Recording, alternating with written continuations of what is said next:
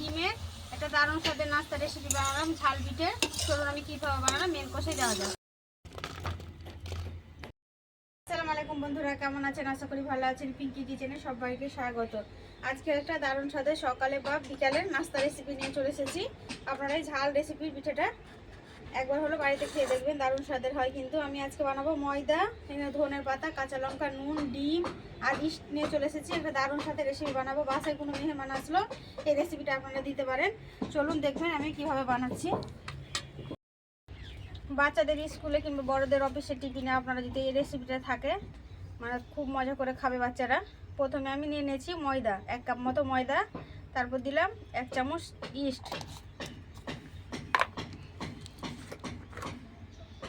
অল্প একটু দেবো রান্নার তেল,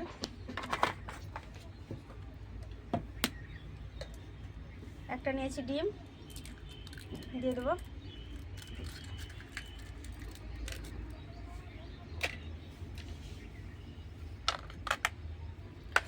এটা একটু মিক্স করে নেব। এর মধ্যে নিয়েছি স্বাদ মতো নুন, কাঁচা লঙ্কা, ধনের পাতা কুচি।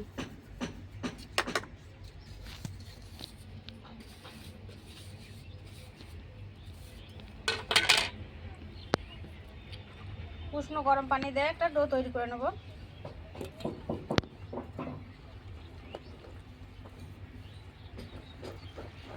খুব কিন্তু স্মুথ একটা ডো তৈরি করতে হবে, মানে ব্যাটারে বলতে পারেন, মানে খুব ডো নয়, খুব পাতলা করে করতে হবে।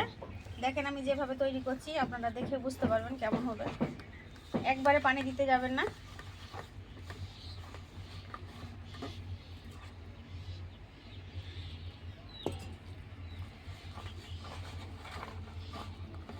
এটা কিন্তু বেলাবেলি ঝামেলা ছাড়াই এই রেসিপিটা বানাবো।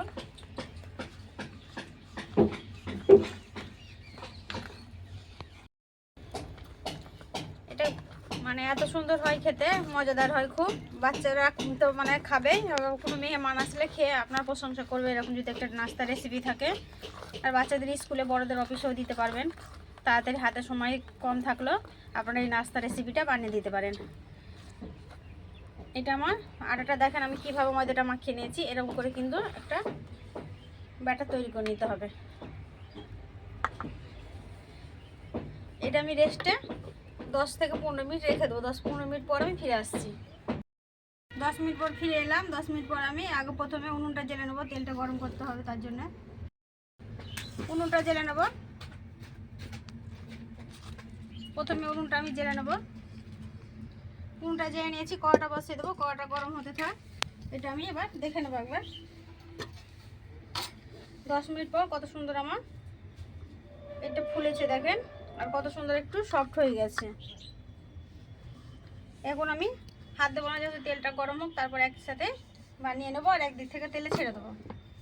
কড়াটা গরম হয়ে গেছে, সাদা তেল দিয়ে দেবো ভেজে নেওয়ার জন্য। সাদা তেলটা দিয়ে দিলাম। সাদা তেলটা খুব ভালো করে আমি গরম করে নেবো। তেলটা আমার গরম হয়ে গেছে, এবার এগুলো ভেজে নেব। এই রেসিপিটা ভেজে নেব। দেখো কত সুন্দর আমার সফট হয়েছে। এটা কিন্তু বেলা বেলি ছাড়াই হাতে আপনারা গোল একটু শেপ দিয়ে নিতে পারেন, যে কোনো শেপ দিলেই হবে। এই নাস্তা রেসিপিগুলো খুব সুন্দর লাগে কিন্তু খেতে।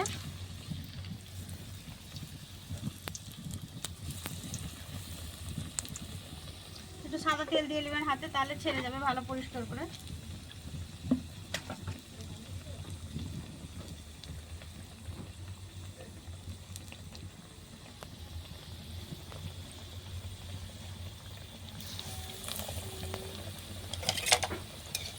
একটা হয়ে গেছে, উল্টে দেবো। কত সুন্দর কিন্তু আমার হচ্ছে দেখেন।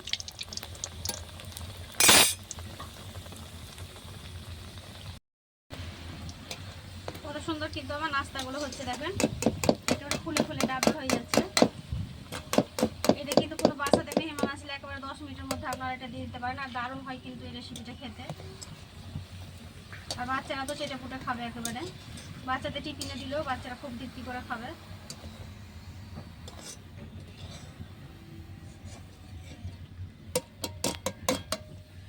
উঠে নিলাম, আবারও ছেড়ে দেবো।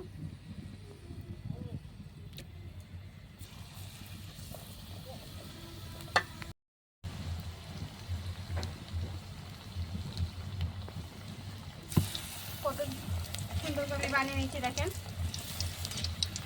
আগুনটা আবার খুব জ্বলেছে, একটু আঁচটা কমিয়ে দেবেন।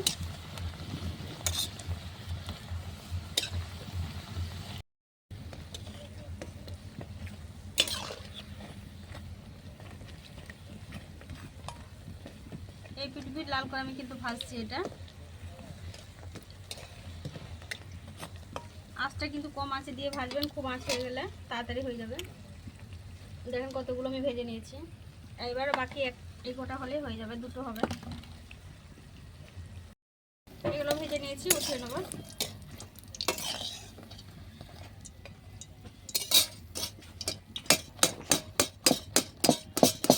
কতগুলো আমার নাস্তার রেসিপিগুলো হয়ে গেছে, আবার বাকিটা ছেড়ে দেবো। বাকিগুলো ছেড়ে দেবো। সবগুলো উঠিয়ে নিয়েছি। কতগুলো দেখেন আমার পিঠের রেসিপিগুলো হয়েছে, কিন্তু ঝাল ঝাল পিঠের রেসিপি। দেখেন একটা আমি দেখাচ্ছি কেমন হয়েছে। ওপরটা ক্রিস্পি আর ভিতরটা কত সফট হয়েছে দেখেন। এবার আমি একটা খেয়ে দেখাচ্ছি কেমন হয়েছে।